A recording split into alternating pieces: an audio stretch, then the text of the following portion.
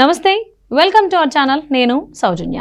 రాబోయేటువంటి ఎన్నికల్లో ఆంధ్రప్రదేశ్కి సంబంధించి అక్కడ పవన్ కళ్యాణ్ గారు 2 స్థానాల్లో పోటీ చేయడానికి చంద్రబాబు గారు గ్రీన్ సిగ్నల్ ఇచ్చినట్టుగా, అలాగే వాళ్ళిద్దరికీ ఏవైతే సీట్లకు సంబంధించి ఇంతకుముందు కొద్ది గొడవలు ఉన్నాయి, మనస్పర్ధలు ఉన్నాయి అంటున్నారు, అవన్నీ కూడా సమసిపోయినట్టుగా తెలుస్తోంది.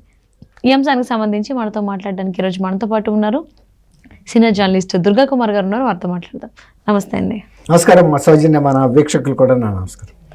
దుర్గా కుమార్ గారు, అసలు ఏపీ ఎలక్షన్స్ అంటే అందరూ చాలా ఉత్కంఠగా ఎదురు చూస్తూ ఉన్నారు. జనసేన టీడీపీ పొత్తుకు సంబంధించి ఆ స్థానాల సంబంధించి కావచ్చు, అలాగే ఇప్పుడు ఇంకోటి ఏంటంటే లేటెస్ట్గా పవన్ కళ్యాణ్ గారు 2 స్థానాల్లో పోటీ చేయడానికి చంద్రబాబు గారు గ్రీన్ సిగ్నల్ ఇచ్చారనేటువంటి కూడా టాక్ వినిపిస్తోంది. అసలు అక్కడ ఉన్నటువంటి అప్డేట్స్ ఏంటి దీనికి సంబంధించి? అంటే గతంలోకి ఇప్పటికి మార్పు ఏంటంటే మన ఆంధ్రప్రదేశ్లో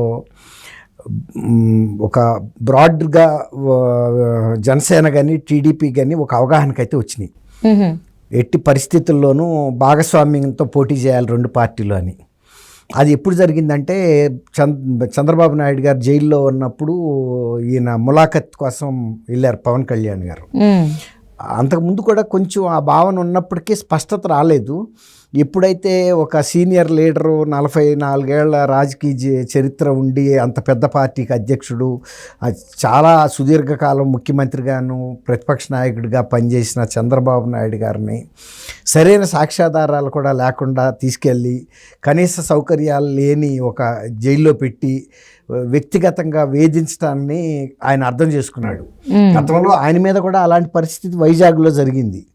ఆయన రూమ్ని పోలీసులు చుట్టుముట్టడం, దౌర్జన్యంగా ప్రవర్తించడం, మీటింగ్ బయటికి రానివ్వకుండా, తర్వాత అనేక సార్లు 2 పార్టీల కార్యకర్తల మీద, అసలు పార్టీలకు చెందని వ్యక్తుల మీద కూడా పోలీసు దౌర్జన్యాలు, దాష్టికాలు అసలు ఆంధ్రప్రదేశ్లో మామూలు అయిపోయింది.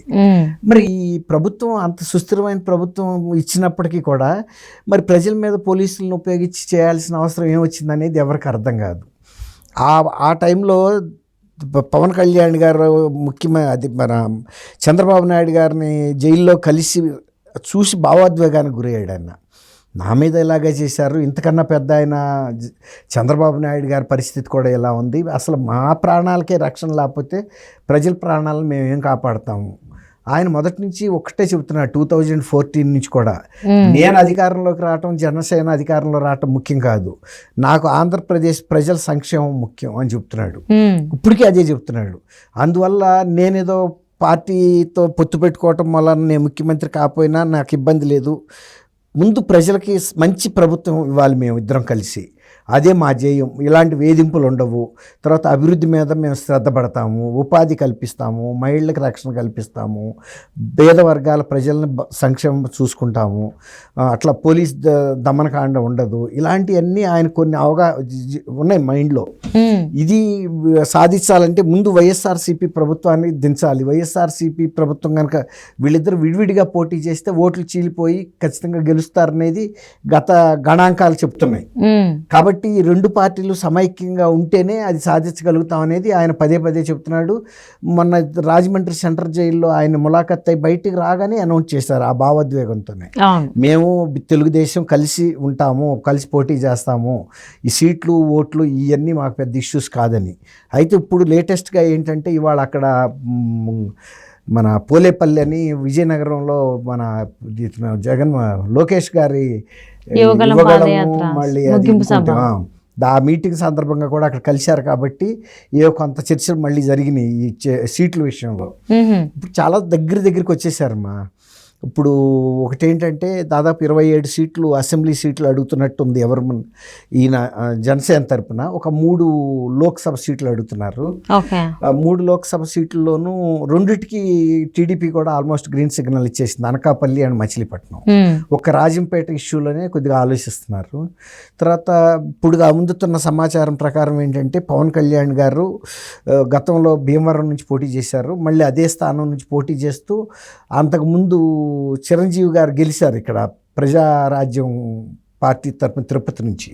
ఆయన సొంత ఏరియా పాలకొల్లులో అప్పుడు ఆయన ఓడిపోయినా తిరుపతిలో గెలిచాడు. తిరుపతిలో ఈ సామాజిక వర్గం కొంచెం బలంగా ఉందనేది కొంత ఉంది. సో పవన్ కళ్యాణ్ గారు అది ఒక సేఫ్ సీట్ గా అనుకుంటున్నాడు. బలిజా సమాజం ఉంది, సామాజిక వర్గం. బలిజ అన్న కాపు అన్న ఇంచుమించుగా ఒకటే. ఓకే. అక్కడ రాయలసీమలో బలిజ అంటారు, మన కోస్తా ప్రాంతాల్లోనేమో కాపు అంటారు.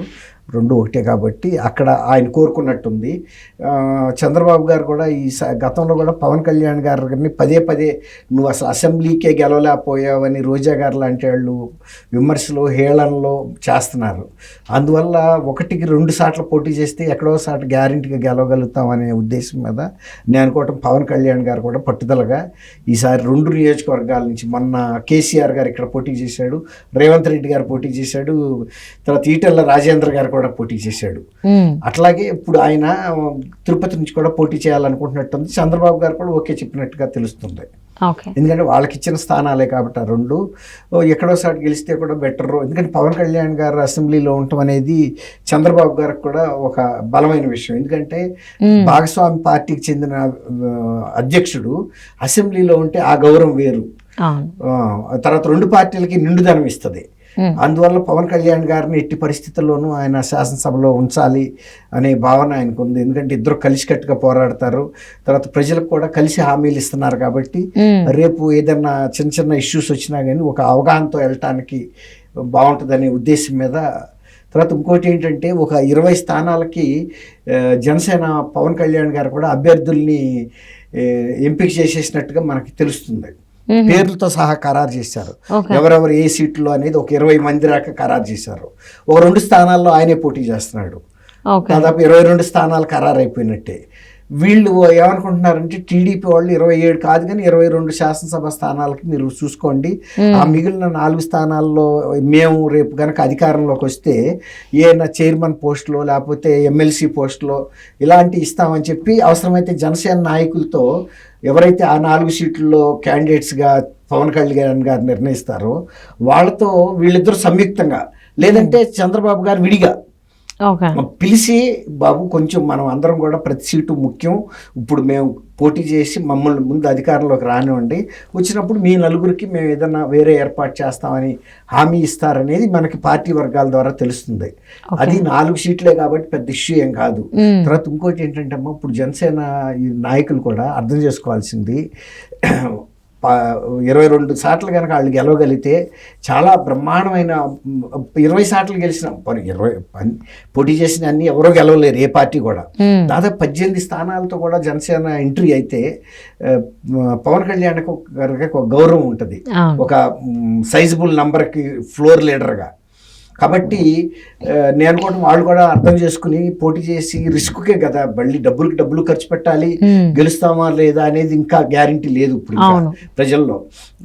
ఈసారి తెలిస్తే రెండోసారి కొంత గేజ్ అనేది తెలుస్తుంది జనసేనకి ప్రజల్లో ఎంతవరకు ప్రజాభిమానం ఉంది. ఇప్పుడు తెలుగుదేశం కూడా ఇప్పుడు ఇదివరకట్లాగా 10 ఏళ్ళు 15 ఏళ్ళు ఒకే పార్టీకి అధికారం ఇచ్చే ఉద్దేశం మీద ఓటర్లు లేరమ్మా. ప్రతి 5 సంవత్సరాలకి మార్పు కోరుకుంటున్నారు. ఇప్పుడు మొన్న 5 సంవత్సరాల తర్వాత చంద్రబాబు గారిని మార్చేశారు, ఎంత మంచి పరిపాలన చేసినా. అట్లాగే ఇప్పుడు ఈ ప్రభుత్వం మీద ఎప్పుడు వస్తాయా ఎలక్షన్లు అని ఆత్రంగా ఎదురు చూస్తున్నారు. జగన్మోహన్ రెడ్డిని మార్చేయాలి, కొత్త ప్రభుత్వం తీసుకురావాలి, మన పిల్లలకు ఉపాధి కల్పించే ప్రభుత్వం రావాలి, అట్లా అన్నమాట. రైతులకి ఆదరణ ఇచ్చే ప్రభుత్వం కావాలి, తర్వాత మహిళలు కూడా మాకు రక్షణ కావాలి, ఇట్లా కోరుకుంటున్నారు. ఒక పరిపక్వత గల ప్రభుత్వం ఉంటే బాగుంటుంది. అంతేగాని మాటికి 3 రాజధానులని అవన్నీ అల్లర్లు సృష్టించి మధ్యలో భేదాభిప్రాయాలు, ప్రాంతీయ భేదాలు సృష్టించడం వాళ్ళ పబ్బం గడుపుకునే పరిస్థితిగా కనపడుతుంది. తర్వాత ఇక్కడికన్నా కూడా వీళ్ళు ఎక్కువ టైము ఈ కోర్టు చుట్టూతో తిరగటానికి ఖర్చు పెడుతున్నారు, వ్యక్తిగతమైన కక్షలతో. ఇప్పుడు చంద్రబాబు గారికి హైకోర్టులో బెయిల్ ఇచ్చినప్పుడు వాళ్ళు 39 పేజీల తీర్పు అంటే ఒక ఆర్డర్ ఇచ్చారు. ఇందులో ఎక్కడా కూడా సాక్ష్యాధారాలు కనపట్టలేదు బెయిల్ తిరస్కరించడానికి, కాబట్టి మేము 52 రోజుల తర్వాత బెయిల్ ఇస్తున్నామని రాశారు. దాన్ని బట్టుకుని సుప్రీంకోర్టుకి వెళ్ళారు. సుప్రీంకోర్టుకి ఎప్పుడు వెళ్ళాలంటే ఏదైనా రాజ్యాంగపరమైన అంశాలు, మనకేదైనా అన్యాయం జరిగితే చట్ట వ్యతిరేకత, రాజ్యాంగ వ్యతిరేకమైన అంశాలు ఉంటే వెళ్ళాలి. వ్యక్తిగతంగా కక్ష పెట్టుకుని సుప్రీంకోర్టు రాగా వెళ్ళటం, ఆ డబ్బులు ఎవరు సుప్రీంకోర్టులో వాళ్ళే చెబుతున్నారు, లాయర్ల కోట్లు తీసుకుంటారని ప్రభుత్వం. జగన్మోహన్ రెడ్డి గారు వైఎస్ఆర్సీపీ వాళ్ళు మొన్న బోల్డ్ ఖర్చు పెట్టుకున్నాడు చంద్రబాబు గారిని, ఆయన వ్యక్తిగత ఖర్చు పెట్టుకున్నాడు, ప్రభుత్వ ఖర్చు కాదు కదా. ఇప్పుడు మీరు ప్రభుత్వ ఖర్చు పెట్టుకుని వెళ్తున్నారు, రేపు అక్కడ కూడా కొట్టేస్తే ఆ కోట్లన్నీ వేస్టే కదా.